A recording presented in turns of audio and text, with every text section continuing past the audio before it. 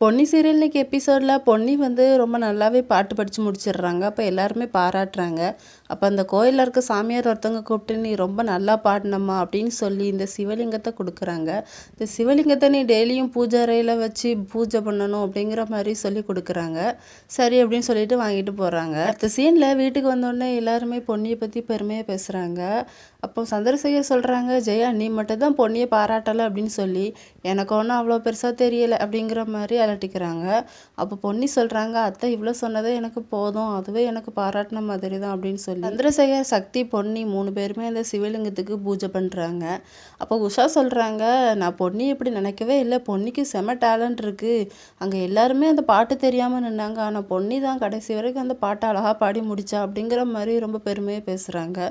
சுந்தரம் வந்து ரொம்ப கடுப்பாயே பேச வச்சிட்டு இருக்காரு. சக்தியும் பொன்னியும் ரூமில் இருக்காங்க. அப்போ சக்தி சொல்கிறாங்க, உனக்கு பெரிய ஃப்யூச்சர் இருக்குது பொன்னி அப்படின்னு சொல்லி 2 பேருமே ஜாலியாக பேசிகிட்டு இருக்காங்க. இதோட இந்த எபிசோடு முடியுது.